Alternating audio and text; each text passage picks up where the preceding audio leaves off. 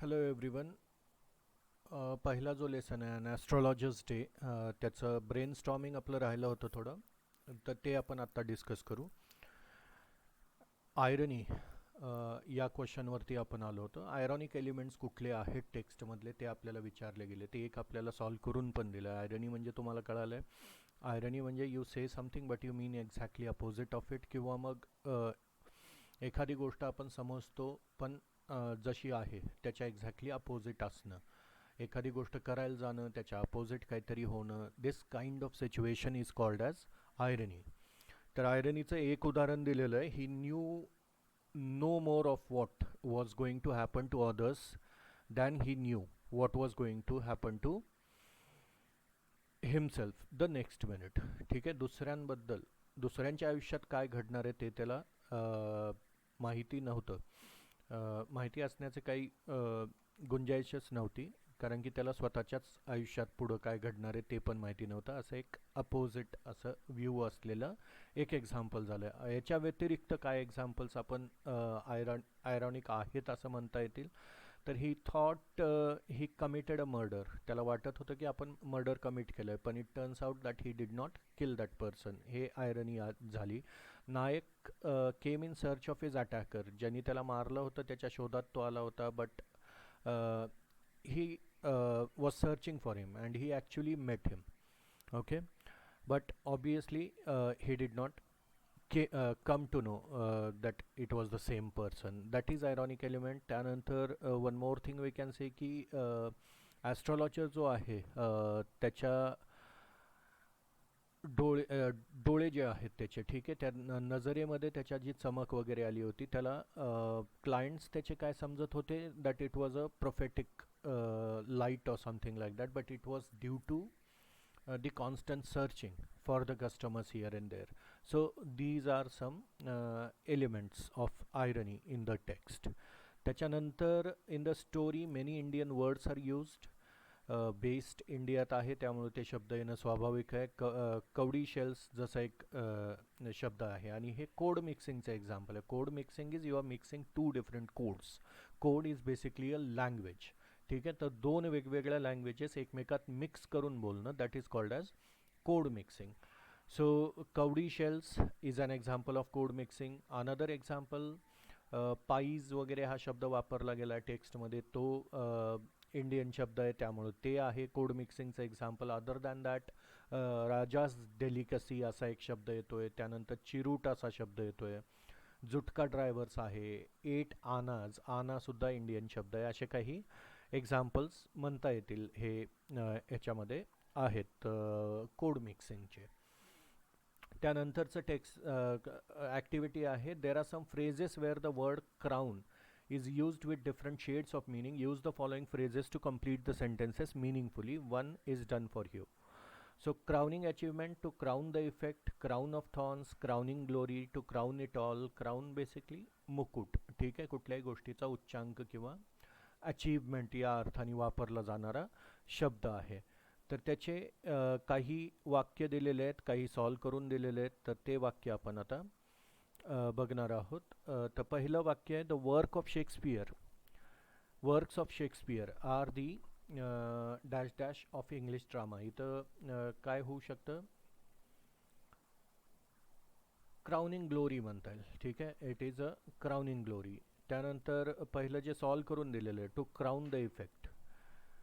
Okay, to crown the effect he wound a saffron coloured turban around his head. Effect वाढवण्यासाठी, ठीक आहे, त्यांनी हे सॅफ्रन कलरचं टर्बन त्याच्या डोक्याच्या भोवती गुंडाळलेलं आहे. Amitabh has given us awesome movies through out 5 decades, but his crowning achievement म्हणता येईल is his performance in the movie black. Black या चित्रपटातले, ठीक आहे, त्याची परफॉर्मन्स, त्याचा परफॉर्मन्स जो आहे, that was the crowning effect, crowning achievement, sorry.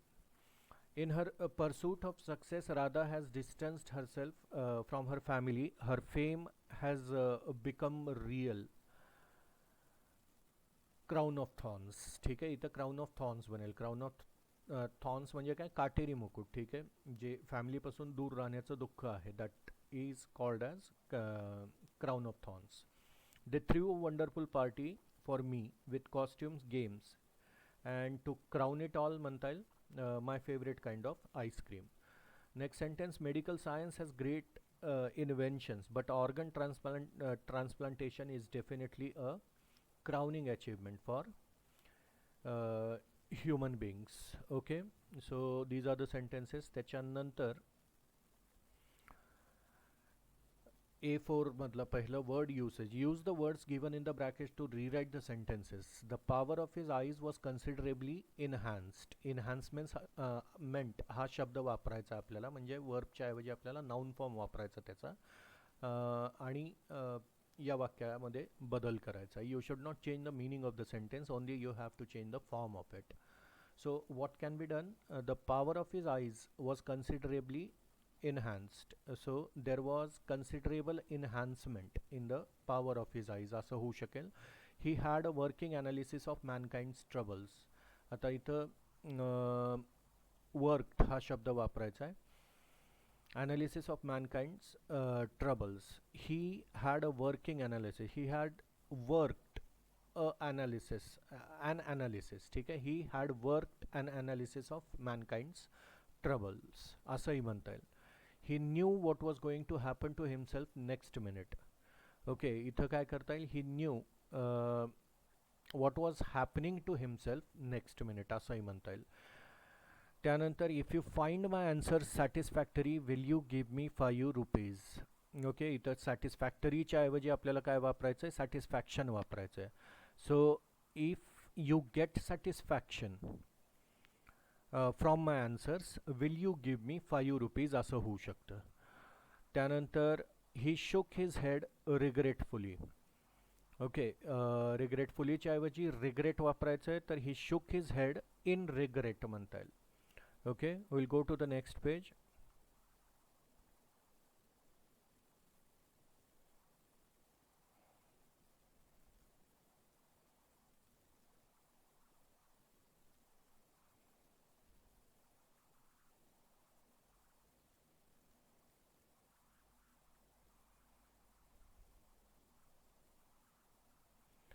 Okay, it was a bewildering crisscross of light rays. Bewildered हा शब्द वापरायचा आहे instead of bewildering. It was a bewildering crisscross of light rays. Oh, there was a crisscross of light rays which bewildered everyone असं म्हणता येईल. I shall have been dead if some passerby had not chanced to peep into the well, exclaimed the author, overwhelmed by enthusiasm. Okay, enthusiastically हा शब्द वापरायचा आहे instead of enthusiasm. त्यामुळं इथं पूर्ण वाक्य जशाल तसं राहील, ओव्हरवेल्म्ड enthusiastically. बाय enthusiasm काढून टाकून तिथं enthusiastically टाकलं तरी चालेल. You tried to kill him. Okay, आता इथं यू ट्राईड किलिंग हिम असं चालेल. I will prepare some nice stuff for her. Preparation, I'll make a preparation of some nice stuff for her असं होऊ शकतं. The author groaned on hearing it. The author groaned when he heard it असं होऊ शकतं त्याचं. त्यानंतर सांगितलंय prepare a speech on science and superstitions. Okay, you are suppose to write a speech here. त्यानंतर सायन्स आणि सुपरस्टिशन कसं जग आता सायन्सकडे जास्त वळलं आहे, आणि education has played important role in it, and how the superstitions are being eradicated. तरीसुद्धा there is large chunk of society, मोठा भाग आहे सोसायटीचा which still believes in some सुपरस्टिशन्स.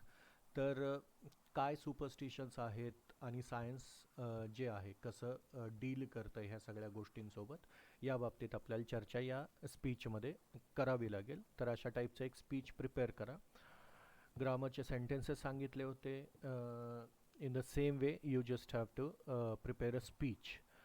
Okay, make a separate notebook for English 12वीसाठी, किंवा मग 11वीची तुमची जी वही आहे तीसुद्धा तुम्ही कंटिन्यू केली तरी चालेल. त्याच वहीमध्ये तुम्ही आता ॲस्ट्रॉलॉजर्स डे याचे सगळे ब्रेनस्टॉर्मिंगच्या ॲक्टिव्हिटीज सॉल्व करा. Including the ice breakers and all. त्यामध्ये हे स्पीच लिहिणं. आता ते speech could be added to your assignment book also. जी 11वीत तुम्ही असाइनमेंट बुक बनवली होती, you make the same. You can add this speech in to the same assignment book. त्यानंतर प्रवर्ब्स दिलेले आहेत काही. Share your views and expand the ideas असं म्हटलं गेलं आहे. ठीक आहे. तर action speaks louder than words. ठीक आहे. एखादी कृती जी आपण करतो, so that plays important role, किंवा ती जास्त महत्त्वाची असते रादर दॅन फक्त बोल. ठीक आहे. सो वर्ड्सपेक्षा कृती तुमची जास्त महत्त्वाची आहे. It's important that you take action instead of just speaking about it. Okay. त्यानंतर याला एक्सपांड करायचं. काही उदाहरण वगैरे देऊन आपण याला एक्सपांड करू शकतो. एक 6-7 ओळींचं वगैरे एक्सपान्शन असावं. त्यानंतर the face is index of our mind. ठीक आहे. आपल्या मनामध्ये जे काही चाललं आहे ते सगळं आपल्या चेहऱ्यावरती दिसतं असं म्हटलं जातं. तर ठीक आहे. त्या संदर्भात उदाहरणं देऊन वगैरे यालाही एक्सपांड करू शकता तुम्ही. Speech is silver and silence is golden. ठीक आहे. जरी बोलणं हे सिल्वर असलं तरी silence is golden. Sometimes you have to listen to other people also. ठीक आहे. त्यामुळं ऐकणं किंवा सायलेंट राहणं, विचार करणं, बोलण्या अगोदर विचार करणं, ह्या सगळ्या गोष्टी जास्त महत्त्वाच्या आहेत. अशा पद्धतीचं हे वाक्य. Argument is the worst kind of communication. ठीक आहे. कम्युनिकेशन म्हणजे काय? जिथं एक जण बोलतो, दुसरा समजून घेतो, अंडरस्टँड करतो. जेव्हा तो ऐकेल तेव्हा तो अंडरस्टँड करेल. So if you are arguing, obviously nobody is listening to each other. So that cannot be a communication. Communication होणारच नाही. त्यामुळं argument is the worst kind of communication. Attitudes are the real figures of speech. ठीक आहे. Figures of speech are the beautified language. ठीक आहे. लँग्वेजला beautify करण्यासाठी वापरले जातात. तसंच एखाद्या ह्युमन बिईंगला ब्युटिफाय करण्यासाठी काय असलं पाहिजे? तर आपला ॲटिट्यूड चांगला असला पाहिजे. त्यामुळे आपले ॲटिट्यूड कसे आहेत त्याच्यावरती आहे. ठीक आहे.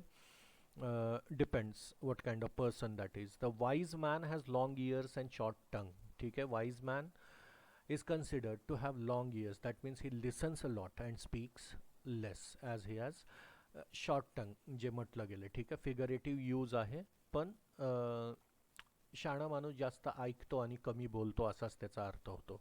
ठीक आहे. Very much this idea is very much similar to proverb जी आहे ती speech is silver, silence is golden याच्याशी मिळती जुळतीच आहे. त्यानंतर A6 ही ॲक्टिव्हिटी आहे. Bill Norton has written a collection of wonderful stories which you can read in the book The Goalkeeper's Revenge and Other Stories. Read all the stories and discuss their theme with your partner. Okay, if you find it on internet, you can definitely search for this story and read it.